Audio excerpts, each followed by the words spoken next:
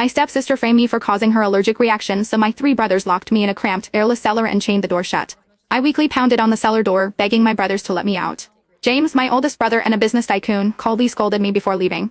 It's bad enough that you usually bully Lily, but deliberately feeding her seafood when you know she's allergic? Were you trying to kill her? Stay in there and think about what you've done. William, my second brother and a rising music star, and Henry, my third brother and a genius painter, both sneered.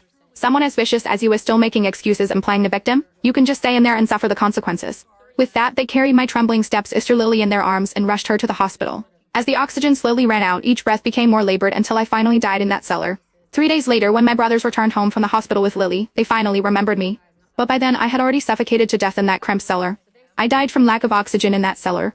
When I regained consciousness, I found my spirit hovering next to my 3 brothers. They had just returned to their mansion. James and William more gently helping Lily, speaking to her kindly.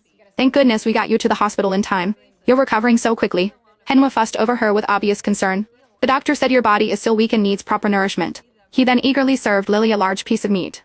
A servant hesitantly spoke up, young masters, Miss Rachel hasn't made a sound in the cellar for 3 days now. James snorted and cut her off. Today is a happy day minus Lily's coming home from the hospital. Why bring up that troublemaker? The servant tried to continue, but William and Henry's cold glare silenced her. That wretched girl must have known about the seafood allergy and deliberately made an entire seafood dinner. William fumed. And I thought she was finally starting to accept Lily.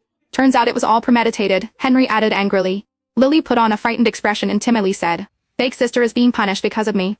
She's been alone in that cellar for so many days. What if she's angry when she comes out? James' expression hardened. Don't worry, Lily. We've been too lenient with her before. She's never faced real consequences. After this lesson, she won't dare bully you again. As he spoke, he instinctively pulled out his phone and refreshed our chat history. But our last messages were still from 3 days ago. In those 3 days I hadn't sent a single message or made a single call. James' eyes flashed with anger. That ungrateful brat, it's been days and she hasn't even sent one message asking how Lily is doing. At that moment Lily deliberately grasped Shane's hand and said in a tearful voice, I just want a big sister to spend time with me. I never meant to steal anything from her. James quickly set down his phone and stroked Lily's head affectionately. Lily, you're so kind. Not like Hermione, she's nothing but an ungrateful wretch. William's eyes filled with cold disdain as he thought of me. That's right.